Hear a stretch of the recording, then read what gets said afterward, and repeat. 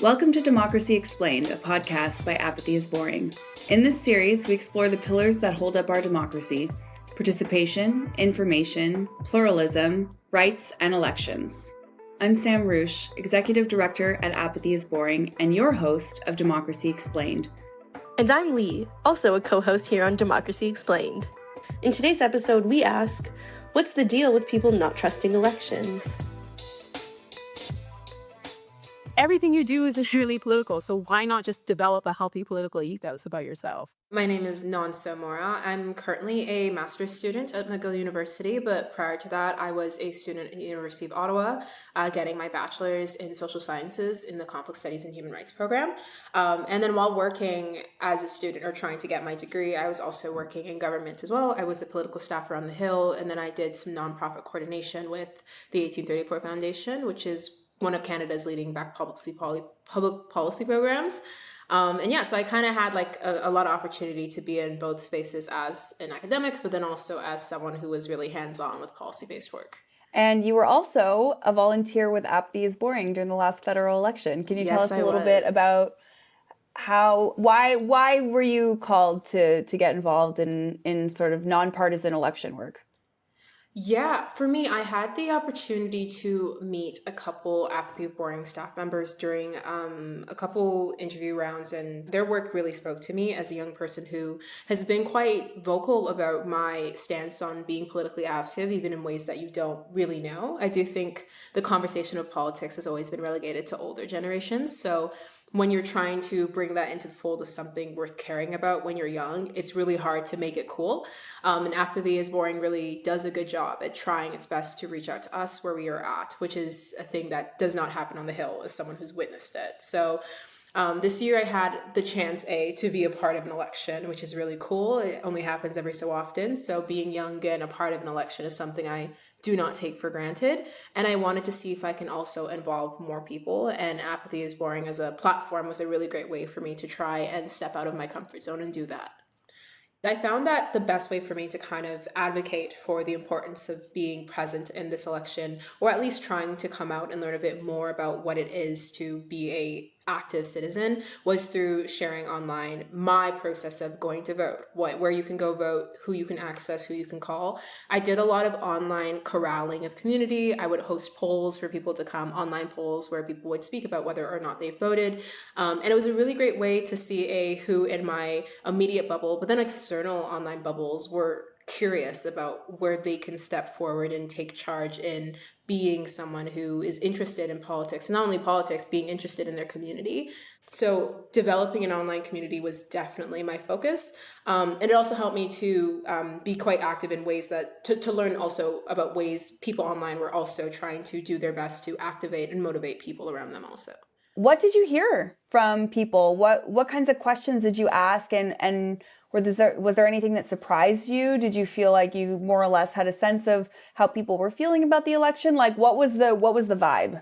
Yeah, so the vibe was stress, the vibe was fear, the vibe was uncertainty, but definitely from a position of not knowing what can be done and also not trusting that the things that they do will manifest into something worth caring about.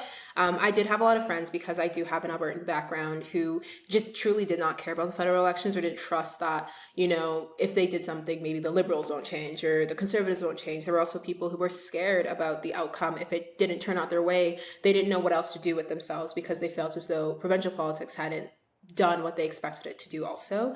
There was also a lot of simply confusion or just a lack of knowledge. And I think that's the thing I really came out knowing and learning, is that many people just don't know. And it's not even that they aren't interested, it's that they don't know where to begin.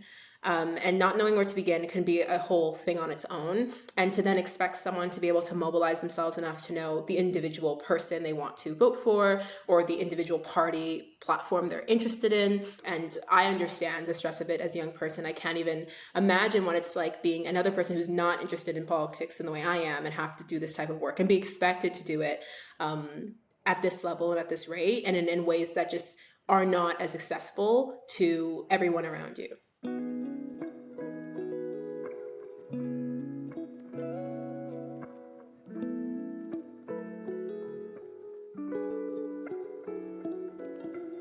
What we have found over and over again during writ periods and during our surveys is that 50% of all of the people we approach don't know an election is happening. My name is Amanda Monday, and I am the executive director of New Majority, which is an organization that focuses on increasing youth voter turnout in elections, municipal, provincial, and federal elections. And I'm based in Toronto full-time. We have a pretty niche focus, I would say. So not only are we focused on elections, which is rare for an organization to be only focused on elections, and I'd say about 80% of the work we do is elections focused, but we focus on in-person, face-to-face conversations with young people, and we have kind of three pillars that we do that work with. One is poll walking. That's our primary work, and that's where we hire young people in the cities that they're working to quite literally walk their peers to the polls. We also do phone banking. So that's where we're just literally calling people and asking them if they know an election's happening and to make a plan to vote when, where, looking up your location, making a plan for how you're going to get there. And then new for this year, which I'm happy to dive more details into, is our relational organizing program. And that's where we pay young people $150 for 6 hours of their time to contact up to 50 of their friends and networks. We don't keep the list. We're literally paying you to build a list of 50 contacts and then make vote plans and pledges with them. So in April, the big Fed election that we had been working towards for years since I joined as executive director in 2023, we approached 580,000 young people one-on-one, so 580,000 approaches, had well over 300,000 face-to-face conversations, collected 70,000 vote pledges. I don't even have the numbers in front of me, but they're high. 100,000 something on our list. And that was just for the Fed. In total, I know we reached, we had more than 179,000 votes across all of the elections, so in the last year. And so part of that, hundreds of thousands of young people face-to-face, one-on-one, is because we go, as I mentioned, where young people are. What is it about, like, why do people need to participate? What's the key piece that makes our work so valuable to like the broader democratic project, I guess, that we're all working on? I am such a firm believer that there is no policy world without a functioning participatory democracy. So what we hear from young people often is that they absolutely do care about issues. They care about the housing costs and rent and tuition. They care about mental health. They care about anti-racism practices, climate. You know, there's so many different issues that we see young people deeply engaged in. And yet, young people tend to show up in lower numbers compared to older generations. Why? Because young people don't feel heard, and they don't feel like democracy and politicians represent their lived experience. And it's this really frustrating, double-edged reality where young people don't vote, so then politicians build their platforms and campaigns around their constituents who they believe will get them the win. Young people then see politicians not building and answering the issues that they care about, so they say, this isn't for me.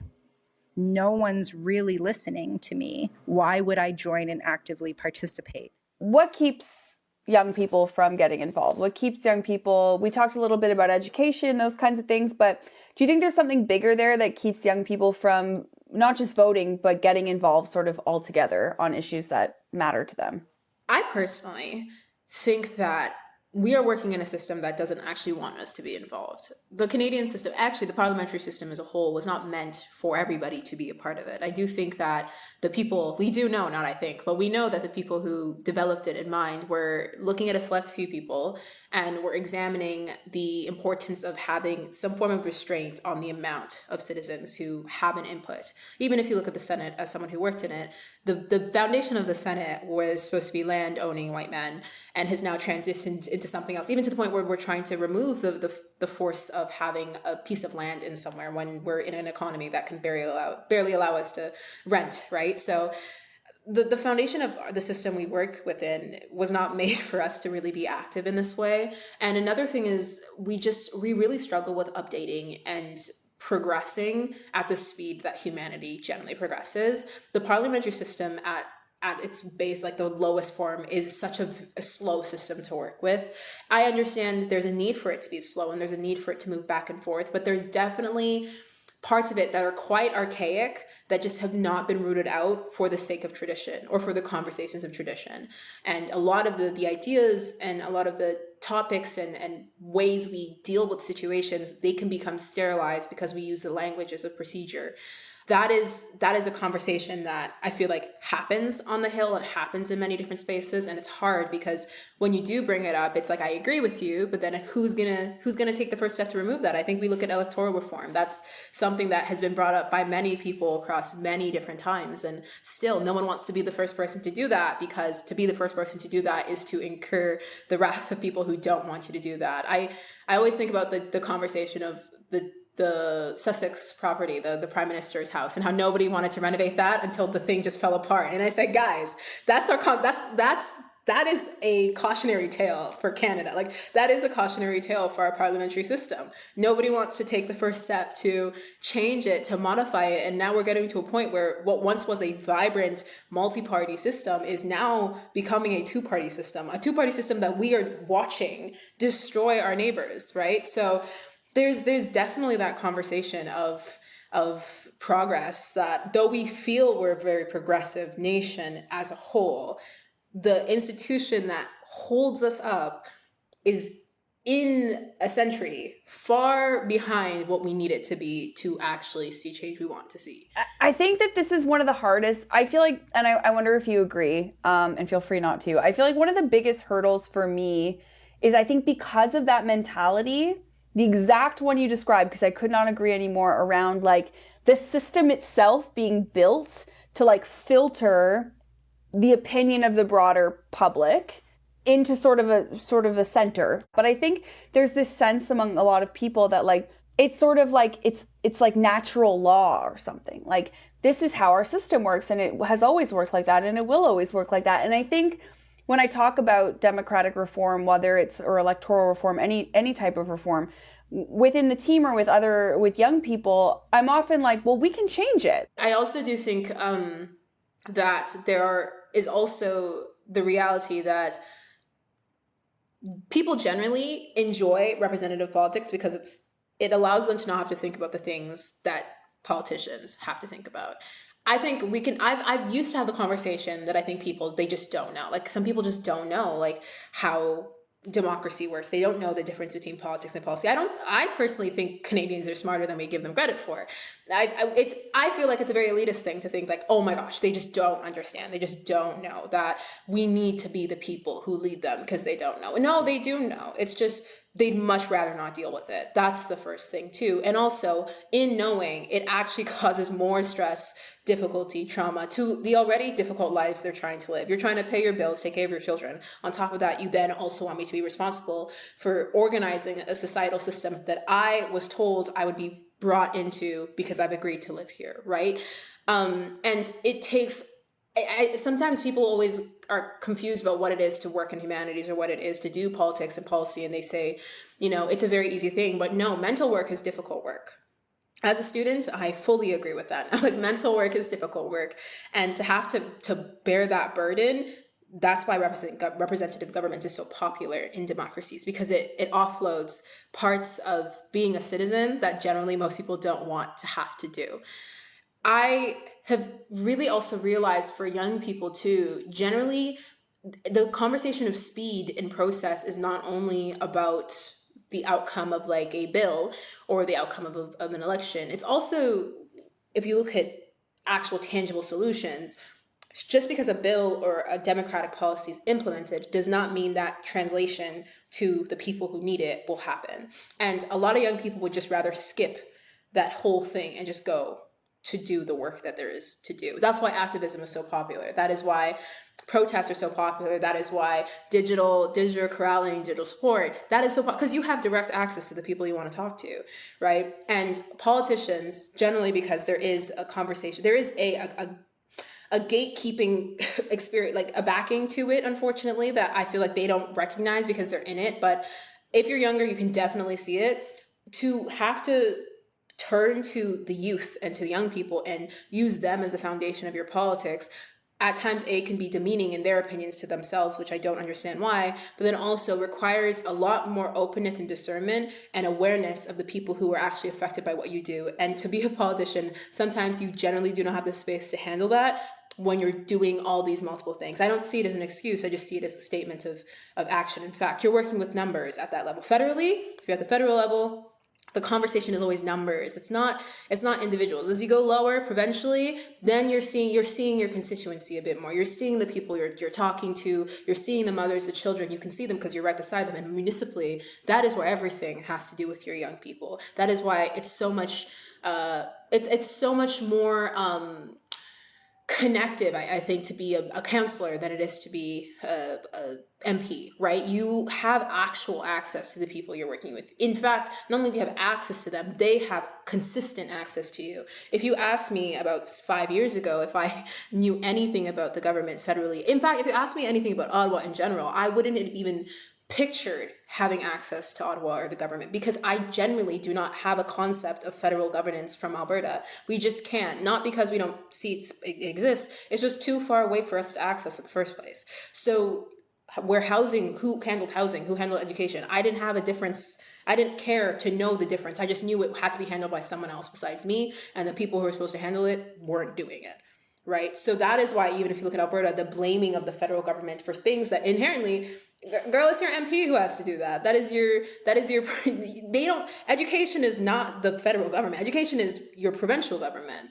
Housing, that's in between your provincial and municipal government. And look at that. Maybe the policy might come from there, but the implementation, it's on the ground, right? That difference, that separation, when you buy into the representative conversation, sometimes you don't realize the different levels of representation that comes with it. And honestly, if you're an everyday person, sometimes you just don't want to care about it because you're supposed to trust the people who are supposed to lead you. And unfortunately, we're at a time where that trust has been abused too frequently, and it's left young people like me really uncertain about where to put ourselves forward in this conversation, and also reinforce that cycle and that stigma that you were bringing up earlier. I always struggle with sort of making the connection between, oh, well, you should take the time to go and vote because it shows that you're paying attention. And in some cases, like, well, I'm not really paying attention. So it's like, but it sends a message that you're paying attention. And also then you can continue to like hold your elected officials accountable, or, you know, there's other things you can do. Call your MP, you're aware of who they are. You can, you know, engage with them. And they're like, yeah, but they don't listen. And that to me is always the sticking point. I go, you know what? You're not wrong. So I'm asking you to invest time in a system that you don't feel is listening to you, hears you, translates your, and democracy is not a perfect one-to-one. It's never going to be like, oh, this party stands for everything I stand for. Great. And they're going to go in and implement that with no difficulty and no compromise with the other side. And no, like, it's just not a realistic way that a democracy functions. But in an election, you're asked to sort of like put your stamp of approval on a party. And I find it sometimes challenging for people when you're having those conversations, because they're like, well, like, the first thing you're asking me to do doesn't really yield anything for me. So why would I then continue to invest even more time after this election if the first piece isn't connecting? And I don't have an answer for them. It's like asking someone to keep putting money into a vending machine that's like giving them nothing out and being like, maybe the 10th dollar that you put in is going to get you a chocolate bar. Like, I find it, I struggle. I do. After 10 years of this, I still struggle with that question. It is hard to have faith in a system that hasn't served you, and you have no evidence that it will start to serve you. Voting is the same as any other people power movement.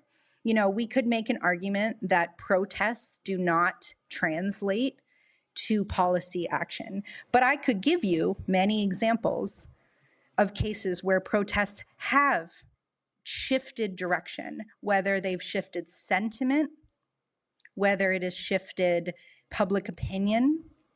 And so, you know, voting is not going to solve every challenge in front of us. And I'm not going to pretend that it is. And I also don't want to gaslight a very smart young voter to say like, yeah, no, everything's going to change.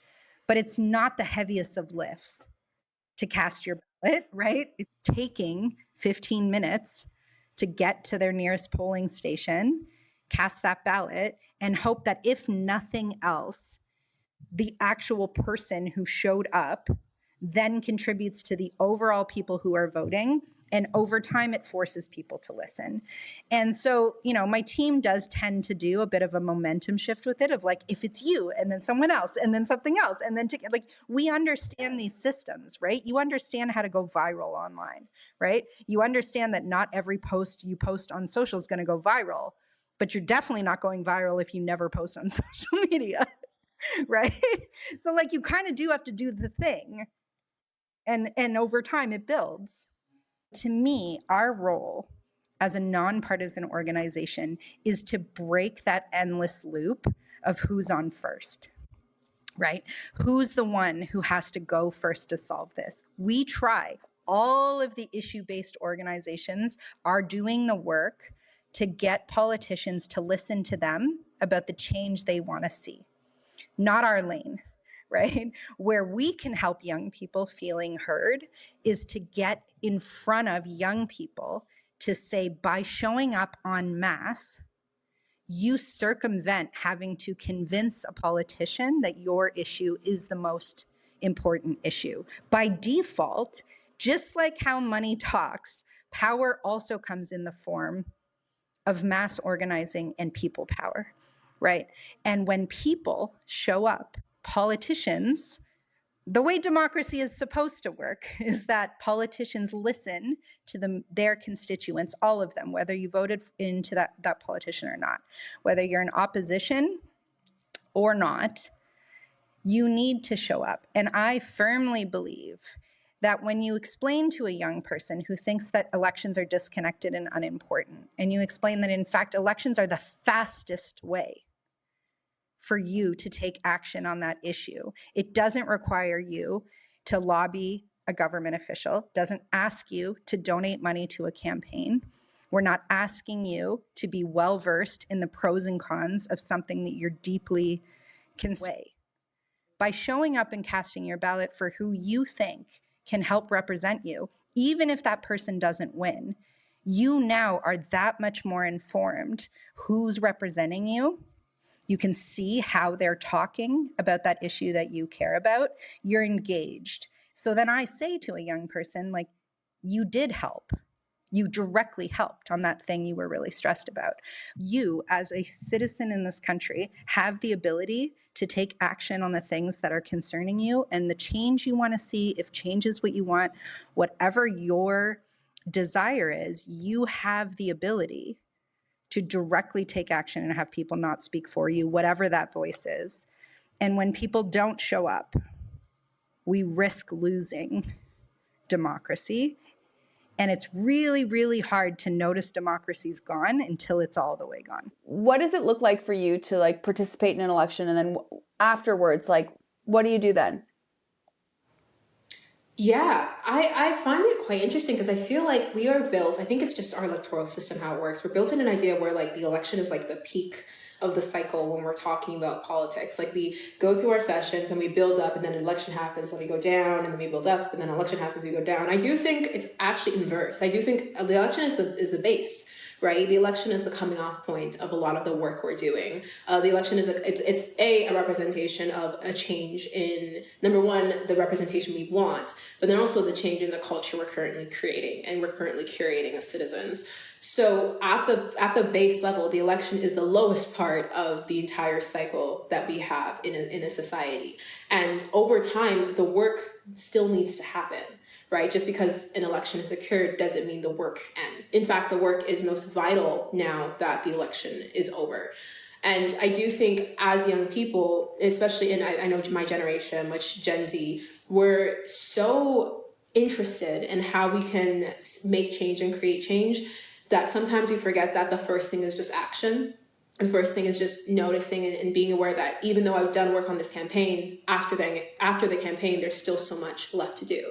After that campaign, I don't leave that community that I was speaking to and door knocking at, after that campaign, I turn to it, I lean into it, whether it's from the federal perspective or the provincial perspective, even municipally, where most of the work is done in societies, you still need to go back there. You still need to lean into that in whatever small capacity. Volunteering is such a great way to do that. Even being there for your neighbor, that's a political thing, right? We forget that even the smallest things can have such strong political impact. I think it is so true and so interesting. And then I get so confounded.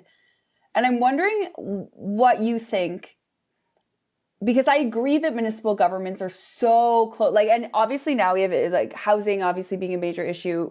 There's different places you can map the issues you care about onto different levels of government and understand where you should be focusing your attention. But municipal elections are so crucial to like your day-to-day life. And participation is like half, if not less, of federal elections. Why do you think that is? No one knows their neighbors. Like, honestly, I actually just think it's that you don't know your neighbors. I'm even like, for me too, I don't know my neighbors in my own apartment. Like, it's just because we can skip that. I do think my generation is also, unfortunately, though we're the most connected, we are also the most disconnected. And that is a beautiful conundrum I will never be able to answer in my lifetime. I always think about how, even where I was raised and where I grew up, your community and the people who were closest to you were actually a representation of also how your family and your children are raised. And that's a cultural thing that I was brought into and brought with. But even now, I think about the people closest to me, physically closest to me. They're also the people most distant from me, because I don't know them. So then you ask people to be a part of their municipal conversation, municipal politics, to be interested in how the day-to-day of their just neighboring communities are. They don't have a concept of that, because their neighboring communities may not be the community that they feel most connected to. Your physical location no longer speaks to your like internal location, right? You can be connected from distances. You can be far away because you have access to everybody, especially when like your phone takes up at least 8 hours of your screen time a day. Forget that 8 hours. There's still people around 20 minutes walks away from you that you'll never encounter, because you have access to people 300,000 kilometers away from you, or 3,000 kilometers away from you. The people who are from small communities are actually the ones who voted the most in many elections. I think of the US, right? You look at the outside states, right? Iowa, all those people who generally their home is not only like a mental home, but a physical home to them. And they want to protect that. And because they want to protect that, they have a united voice. And it's that united voice that helps certain parties get to where they are. That is actually how community works. I may not agree with the outcome of that, but they did have community, and that community led to a certain politic for them. That is how things tend to work for us. But unfortunately, that whole physical community has been shifted online. And we then lose the power that comes from being present with each other and having conversation and being united at town halls. All these little things that were very important at a time have lost power physically, because we can outsource that to another means and another form, and now we're dependent on those things for community and connection. So municipal politics is one of the things that unfortunately falls at the wayside because of that. You know, democracy is a group project.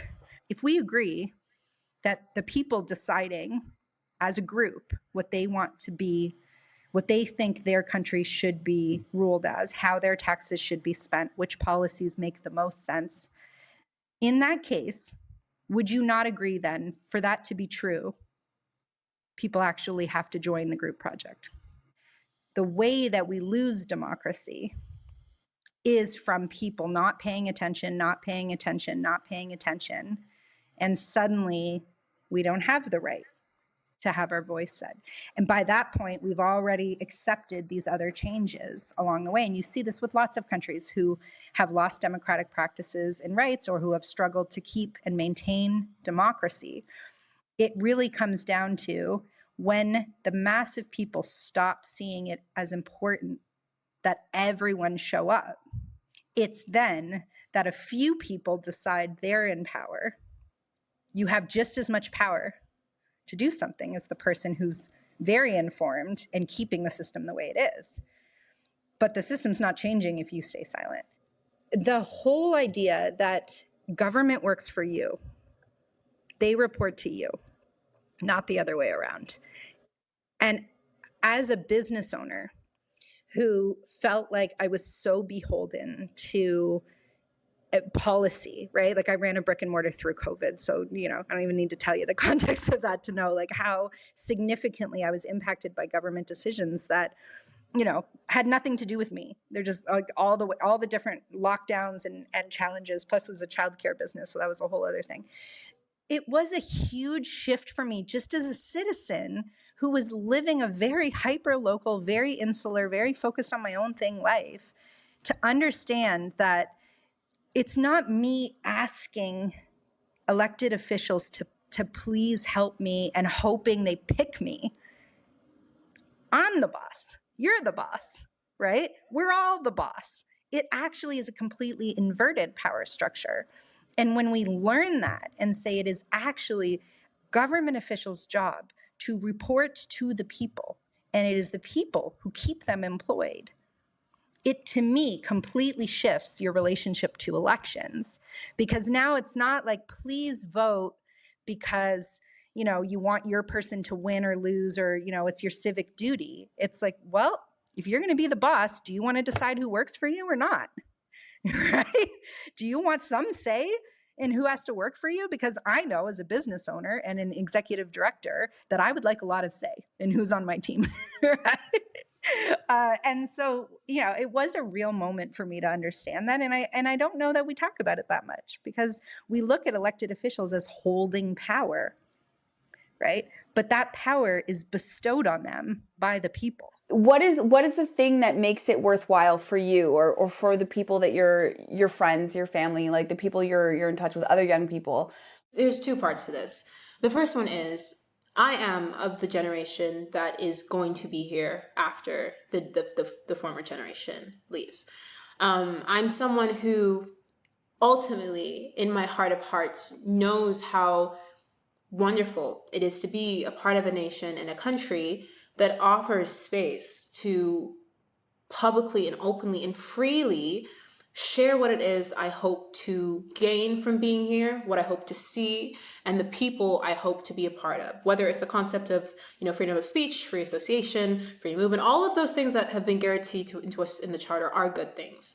And those are things that, with the rise of whether it's capitalism, it's neocolonial movements, whether it's oligarchical movements, and just all these different things that are threatening it, I'm afraid, and I'm afraid and I'm angry, but I'm not afraid and angry enough to stop doing things, right? In fact, I'm afraid, angry, and incentivized to do more, right? Because I can see it from here that when everyone else goes, we'll be left with it. And I don't want to have to do the dirty work and the hard work then when we can do the right work now, right?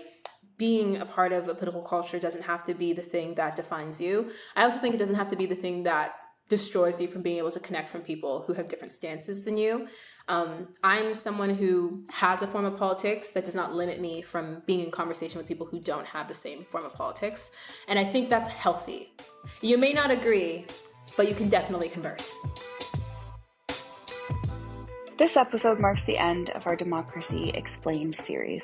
A special thanks to our guests who span fields from activism, journalism, law, pluralism, Indigenous governance, and youth leadership. We hope you enjoyed this series and that we were able to make some complex ideas both accessible and even a little bit engaging. Check out our work at apathyisboring.com if you'd like to learn more, and you can also follow us on social media or share this pod with a friend. Thanks for listening. We'll see you next time.